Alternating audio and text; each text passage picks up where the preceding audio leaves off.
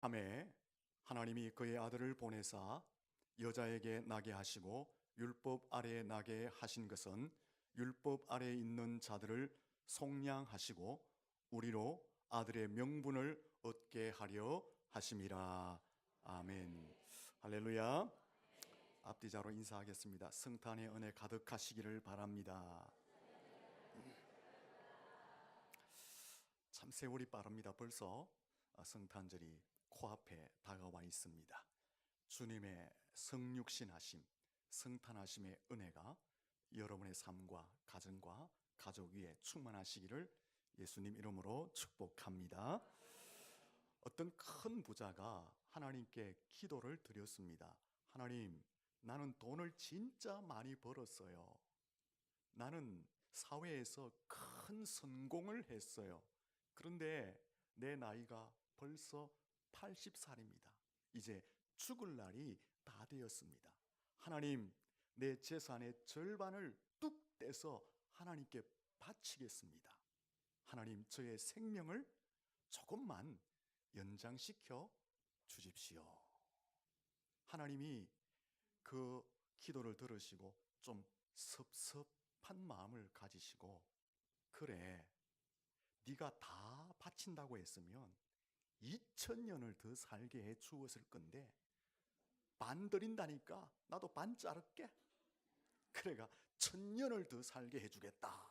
하나님이 응답하신 거예요. 이 부자가 너무 기뻤어요. 그래서 동네 사람들 다 불러가 잔치를 벌이면서 자신이 기도한 내용, 하나님의 응답에 대해서 다 이야기를 했어요. 그런데 그날 밤에 심장마비로 죽고 말았습니다. 그 아들이 하나님 앞에 항의합니다. 하나님, 1000년을 살게 한다고 재산을 반 드시놓고는 왜 하룻밤 사이에 그렇게 빨리 데려가십니까? 하나님이 뭐라고 대답할까요? 너는 성경도 안 읽냐? 나는 성경의 약속대로 했다. 베드로후서 3장 8절을 보거라. 사랑하는 자들아, 주께는 하루가 1000년 같고 1000년이 하루 같은 이 한 가지를 잊지 말라. 사람들은 보통 인간의 시간, 인간의 때에 하나님의 시간, 하나님의 때를 맞추려고 합니다. 그래서 종종 하나님의 시간과 인간의 시간, 하나님의 때와 인간의 때에 대한 개념이 혼동되어지고 잘 이해하지 못할 때가 있습니다. 대부분 사람들은 인간의 때, 인간의 시간에 하나님의 때와 하나님의 시간을 맞추기를 원합니다. 그래서 결국은 실망하게 되는 경우를 보게 됩니다.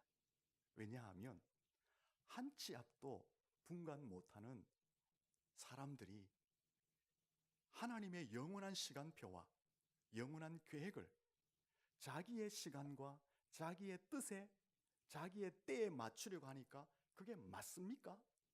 잘 안 맞는다는 것입니다. 안 맞으니까 실망하게 되는 것입니다.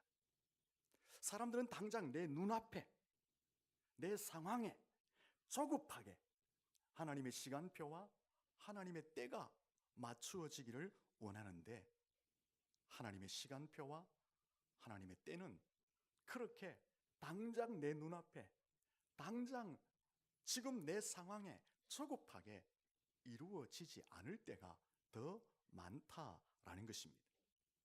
오히려 하나님의 시간표와 하나님의 때를 맞추려면 우리가 좀 더 인내하고 좀 더 기다려야 하고 좀 더 참아내어야 그 하나님의 시간표와 하나님의 때가 우리 가운데 오셔서 이루시고 역사하는 것을 체험하게 되는 것입니다. 전도서 3장 1절에 보면 모든 것에는 때가 있다, 이렇게 말씀하고 있습니다.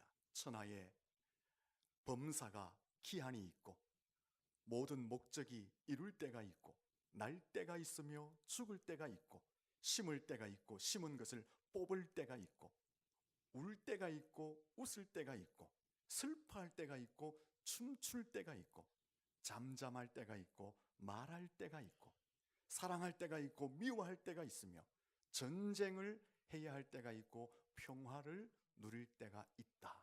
모든 것에는 때가 있음을 말씀하고 있는 것입니다. 여기서 말하는 때를 세 가지 상황으로 설명할 수가 있습니다. 첫째는 자연적인 때가 있습니다. 자연적인 때라는 것은 하나님께서 자연 속에 심어 놓으신 시간, 계획, 때를 이야기하는 것입니다. 창세기 8장 20절에서 22절에 보면 땅이 있을 동안에는 심음과 거둠과 추위와 더위와 여름과 겨울과 낮과 밤이 쉬지 아니하리라 하셨습니다. 하나님께서 자연 속에 때를 심어 놓으셨다는 것입니다. 밤이 지나면 아침이 온다라는 것입니다. 오늘이 지나면 내일이라는 때가 오게 된다라는 것입니다. 봄, 여름, 가을, 겨울, 계절의 변화의 때를 심어 놓으셨다라는 것입니다. 심을 때가 있으면 거둘 때가 있고, 삼라만상이 생존하고 번식할 때가 있다. 이것을 하나님이 자연 속에 심어 놓으셨다는 것입니다. 자연은 이 하나님이 심어 놓으신 자연의 때를 따라서 돌고 돌게 되는 것입니다.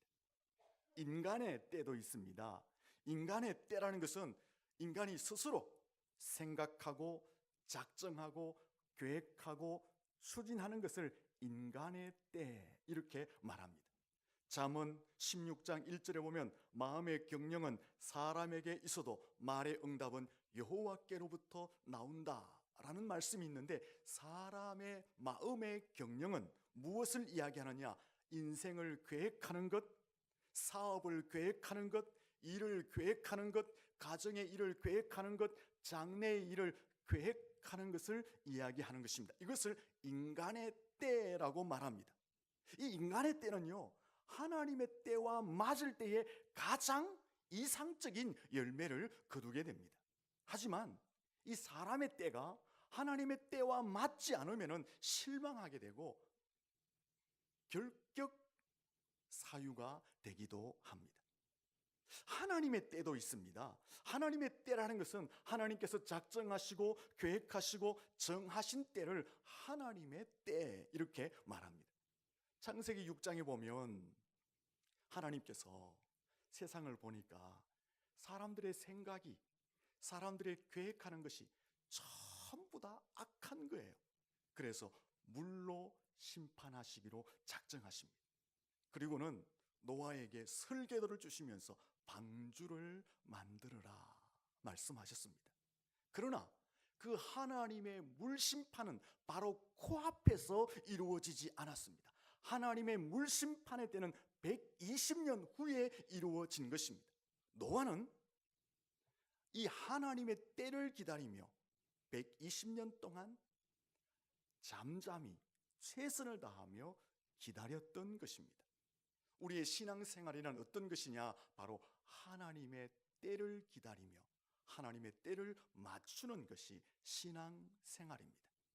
하나님의 때를 맞출 때 은혜를 받게 되고 능력을 받게 되고 가장 이상적인 열매를 맺게 되는 것입니다.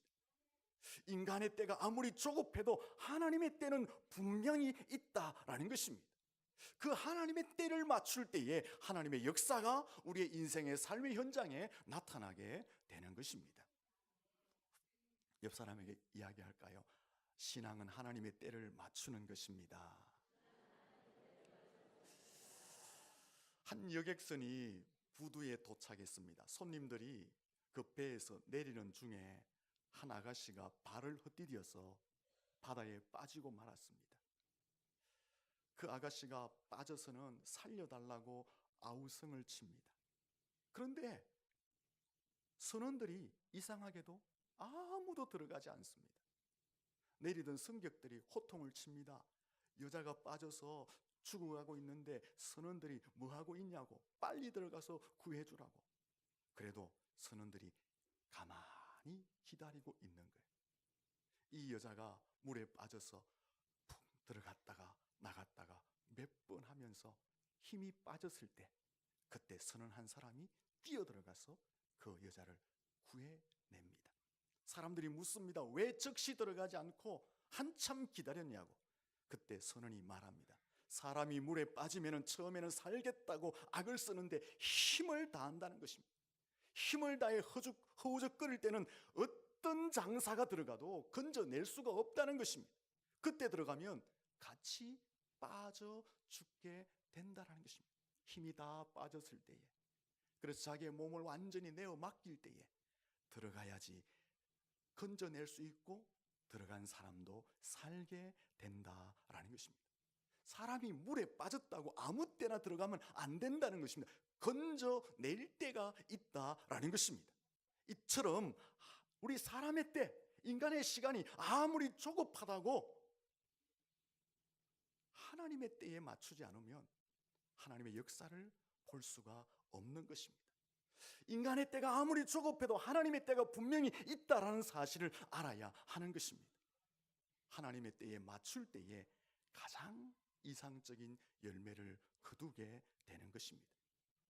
오늘 본문에 보면 하나님의 시간표를 하나 이야기하고 있습니다. 4절 말씀, 5절 말씀을 같이 한번 읽어보겠습니다. 같이 읽습니다. 때가 참에 하나님이 그 아들을 보내사 여자에게서 나게 하시고 율법 아래에 나게 하신 것은 율법 아래에 있는 자들을 속량하시고 우리로 아들의 명분을 얻게 하려 하심이라. 아멘.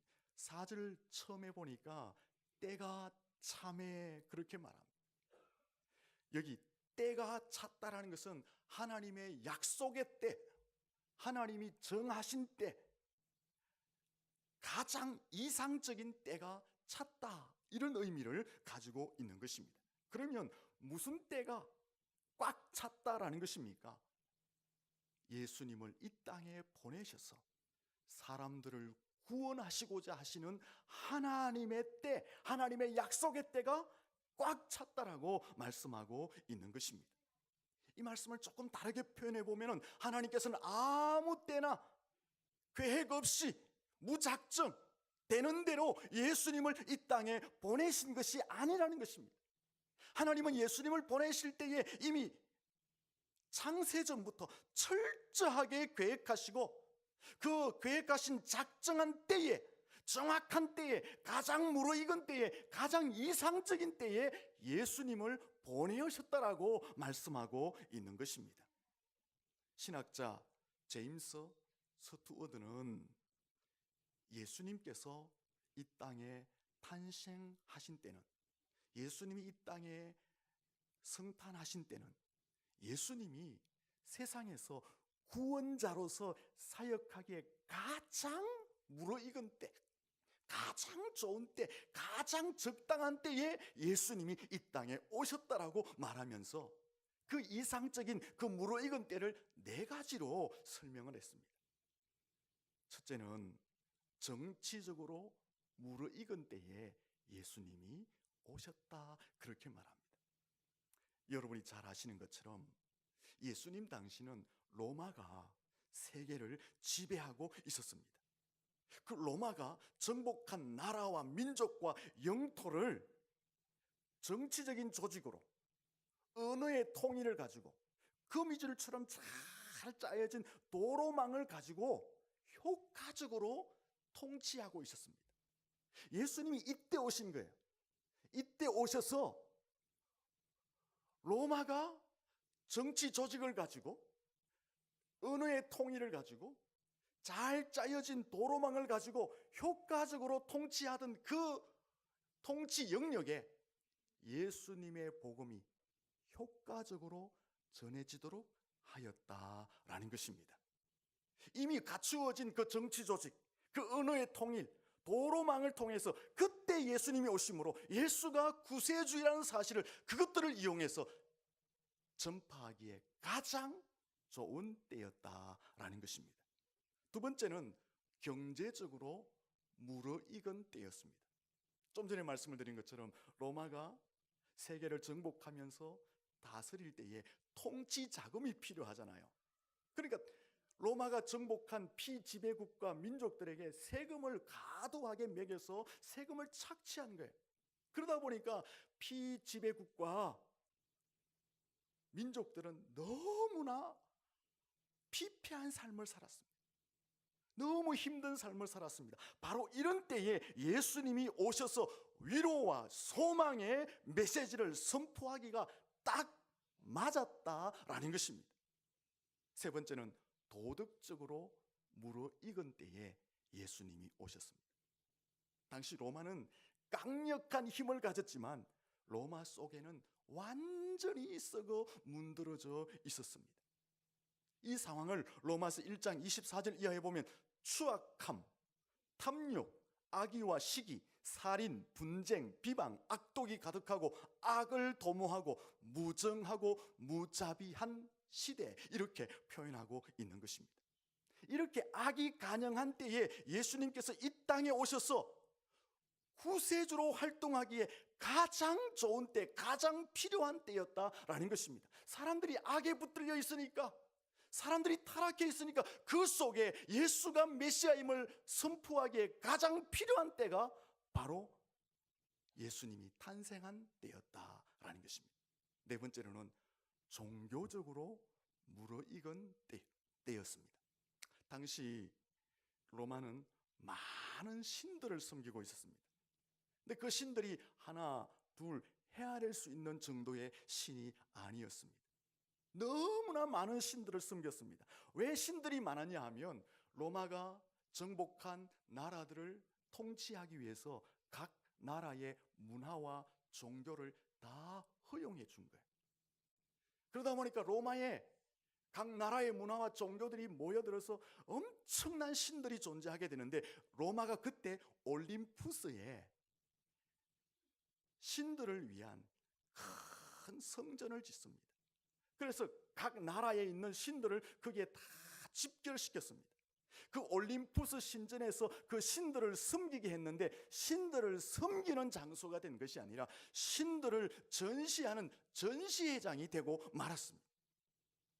사도행전 17장 23절에 보면 그 당시의 상황 이렇게 설명합니다. 알지 못하는 신에게 새긴 단도 보았으니, 이름 없는 신, 정체도 없는 신, 존재도 없는 신을 갖다 놓고 단을 세워놓고 거기에다가 사람들이 절하고 섬겼다라는 것입니다. 무슨 말입니까? 그 당시 사람들은 무엇이 참신인지, 무엇이 진리인지, 무엇이 거짓인지, 무엇이 잘못된 건지 모르고 그냥 신상을 세워놓고 신을 섬겼다라는 것입니다. 바로 이런 때에 예수님이 오셔서 나는 길이요, 나는 진리요, 나는 생명이라고 선포하시고 찬 빛이 됨을 알리심으로 세상에 희망을 주고 세상에 소망을 주기에 딱 맞은 때였다라는 것입니다. 어둡고 악한 시대에 주님이 빛으로 오셔서 세상을 밝히고 세상에 희망을 주고 세상에 소망을 주기에 딱 필요한 그 무르익은 때에 예수님이 오셨다라는 것입니다. 실제로 예수님이 이 땅에 오심으로 어떤 역사들이 일어났습니까? 빛 대신 예수님이 들어가는 곳에는 어떤 역사들이 일어났습니까? 질서가 세워지고 밝아지고 변화가 일어나고 새로운 삶이 이루어지는 역사들이 나타난 것을 보게 되는 것입니다. 우리나라만 해도 그렇잖아요. 예수님이 복음이 우리나라에 들어오기 전에는 세계에서 가장 못 사는 나라, 우리는 뭐 동방예의지국이라고 하지만 실제로 가장 어둡고 그늘졌던 나라가 우리나라의 형편이었습니다. 이런 곳에 예수님이 들어옴으로 어둡고 그늘진 것은 물러가기 시작하고 미신들도 물러가기 시작하고 사회 곳곳에 새 물결이 일어나기 시작하고 병원이 생기고 학교가 생기고 복지 시설이 생기게 되고 사람들의 생각과 사상과 삶의 변화도 일어나게 된 줄로 믿습니다. 빛 대신 예수님이 죄로 말미암아 오염되어서 죽은 사람의 심령에 들어왔을 때는 어떤 변화가 일어났습니까? 오늘 5절 말씀에 이렇게 말씀합니다. 율법 아래 있는 자들을 속량하시고 우리로 아들의 명분을 얻게 하려 하심이라. 예수님이 우리 속에 오심으로 율법 아래 있는 우리를 속량하셨다고 말합니다. 여기 속량하셨다는 것은 값을 지불하셨다, 대가를 지불하셨다는 거예요. 당시 노예를 자유인으로 해방시켜 주시기 위해서는 노예의 몸에 붙어 있는 몸값을 지불해 줘야 됩니다. 그 몸값을 이야기하는 거예요. 예수님이 이 땅에 오셔서 우리의 몸값에 매겨 있는 그 값을 대신 지불해 주심으로 우리를 속량시켜 주셨다라고 말합니다. 우리가 어디에 붙들려 있습니까? 죄의 종으로 붙들려서 매겨져 있는 그 몸값이 있는 거예요. 우리는 사단에게 붙들려서 있는 그 몸값이 있는 거예요. 우리는 어둠이라는 그 종이 되어서 붙들리는 몸값이 있는 거예요. 우리에게는 지옥이라는 백성이라는 거기에 붙들려 있는 몸값이 있는 거예요. 근데 예수님이 이 땅에 오셔서 십자가에서 죽으심으로 우리가 치러야 할 죄의 값, 우리의 몸값을 다 속량해 주신 줄로 믿습니다. 예수님이 죄의 종, 어둠의 종, 사단의 종, 지옥의 종으로서 매겨져 있는 우리의 몸값을 십자가에서 대신 다 갚아주심으로 우리가 자유하고 빛의 자녀가 되고 하나님의 아들의 명분을 얻고 영원한 천국을 기업으로 얻게 된 줄로 믿습니다. 로마서 8장 17절에 보면 우리는 하나님의 상속자가 되었다고 합니다. 무엇을 상속받습니까? 영원한 기업, 더럽혀지지 않는 거룩한 기업, 쇠하지 않는 불멸의 기업을 얻게 되는 줄로 믿습니다. 오늘 7절에 보면 그것을 유업이라고 말합니다. 6절에 보면 예수님이 우리의 몸값을 대신 지불하심으로 우리가 하나님을 아바, 아버지라 부르게 되었다라고 말씀하고 있는 것입니다. 여러분, 이 모든 것이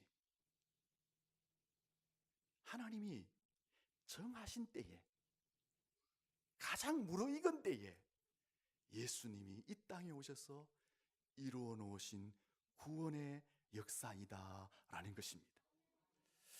예수님이 만약에 아무 때나 오셨다면요, 이 하나님의 구원의 역사를 온전히 이루지 못했을 것입니다. 예수님은 하나님의 시간표에 딱 맞추어서 오신 것입니다. 하나님이 작정하신 그때, 하나님이 정하신 그때, 하나님이 가장 이상적이라고 만드신 그 때가 꽉 찼을 때에 이 땅에 오셨고 십자가에 죽으심으로 완벽한 구원의 역사를 이루어 내셨다라는 것입니다. 우리 옆 사람에게 인사할까요? 예수님은 하나님의 시간표에 맞추고 오셨습니다.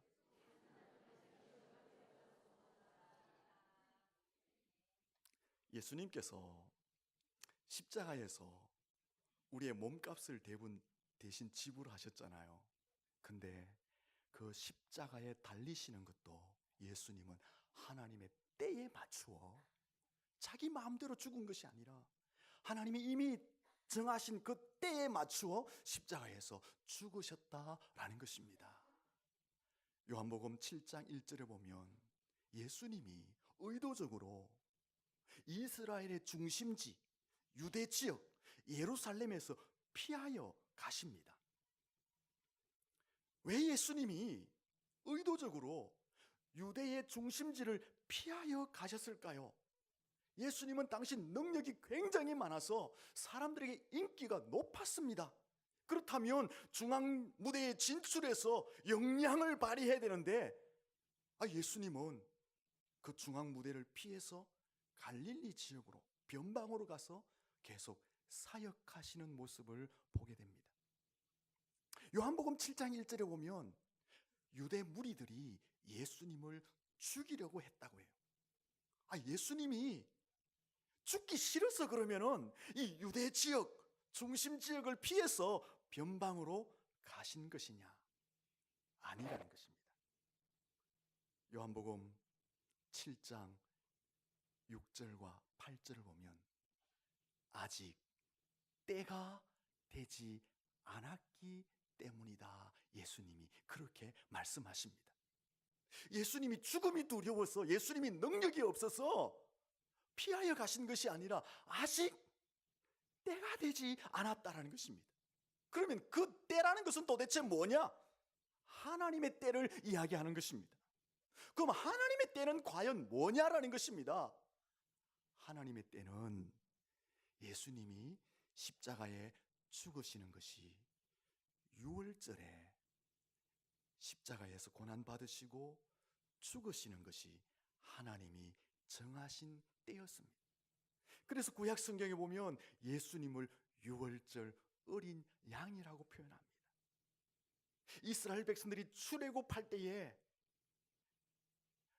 하나님이 장자의 죽음을 선포하실 때 어린 양을 잡아 이스라엘 백성들의 문과 문설주에 바르면 죽음의 그림자가 넘어갔잖아요. 그때 어린 양은 바로 예수님을 이야기하는 거예요. 하나님께서는 무엇을 작정해 놓느냐? 하나님의 때가 무엇이냐? 예수님이 십자가에 죽으실 때는 유월절이라는 것입니다. 그런데 요한복음 7장 1절에서 유대인들이 예수님을 죽이려고 한 때는 초막절 절기였던 것입니다. 그래서 예수님은 하나님의 때가 아니니까 죽음이 두렵고 능력이 없어서 피한 것이 아니라 지금은 하나님이 정하신 때가 아니니까 예수님이 피하여 가신 것입니다. 만약에 여러분 예수님이 언제 죽든 무슨 상관이 있어 하면서 초막절 절기에 예수님이 죽으셨다면 하나님의 시간표가 흐트러지는 거예요. 하나님의 시간표가 흐트러지면 구속의 역사가 엉망이 되는 거예요.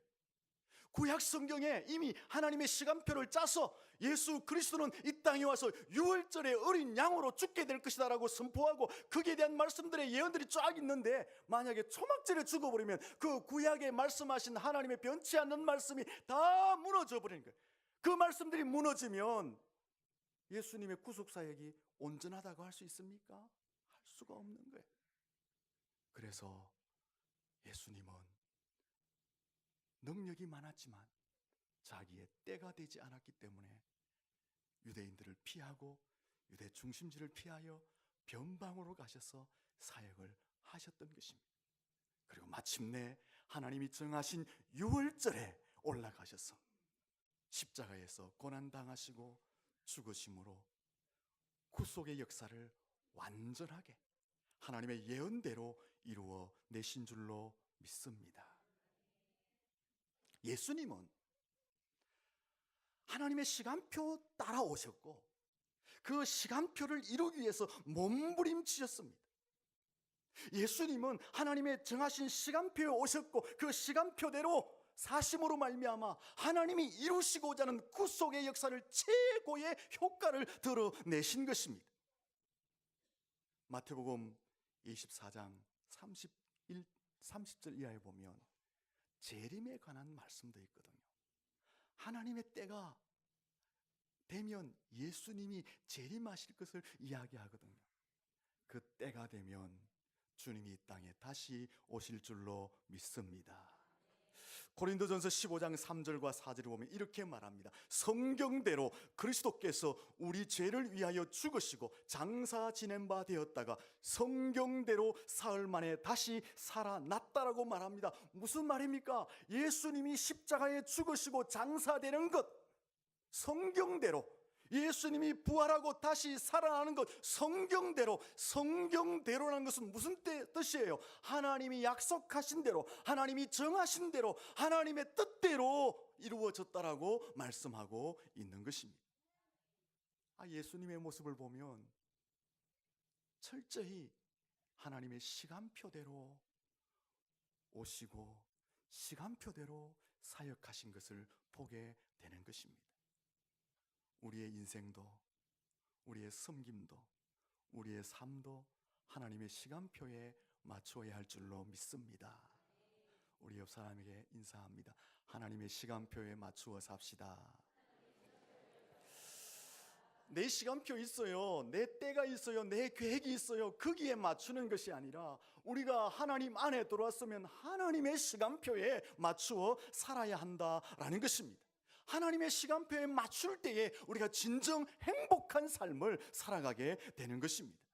어떻게 하면 하나님의 시간표에 맞추는 삶을 살 수 있습니까? 조급해하지 말고 조금만 더 인내하고 기다리면 하나님의 시간표를 맞출 수가 있는 것입니다. 조금 기다리면서 내 생각과 내 뜻을 좀 내려놓는 것입니다.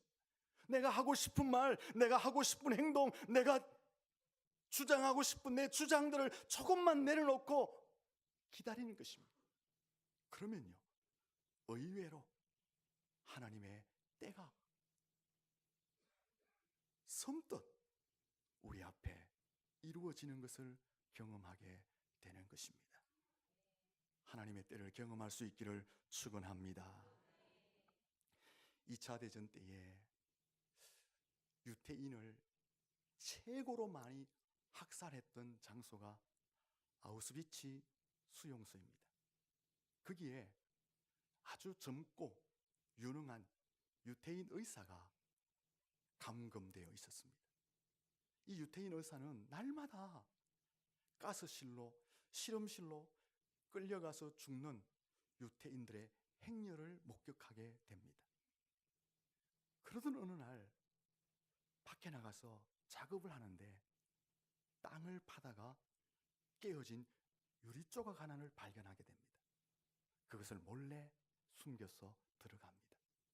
그리고 그 유리 조각을 가지고 자기의 수염을 자르고 면도를 합니다. 왜 면도를 했을까요? 나치들이, 독일군들이 아침마다 와서 좀 시원찮은 사람들, 비실비실하는 사람들은 가스실로 집어넣기 위해서 착 고른다는 거예요. 그때 면도를 하면 깔끔하잖아요. 그래서 아직도 나는 쓸모가 있다는 것을 보여주기 위해서 그 유리 조각으로 면도를 한 거예요. 그래서 끝까지 살아남게 되고 그가 스페인으로 가서 유능한 정형외과 의사가 되었다고 합니다. 그러면서 그가 이렇게 그 당시 수용소의 삶을 회상하면서 말을 합니다. 하나님의 도움은 결코 늦은 법이 없습니다. 다만 우리가 너무 성급할 뿐입니다.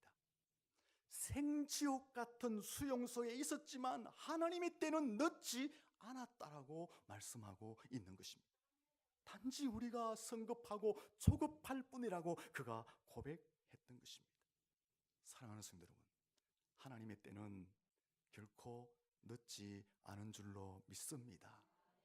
오늘 하루를 견디고 일주일을 견디고 한 달을 견디고 1년을 견디고 10년을 견디는 것 괴롭고 힘들지만 인간의 시간, 우리 사람의 때로 볼 때는 참 고통스럽지만 그러나 하나님의 때는 결코 늦지 않을 줄로 믿습니다.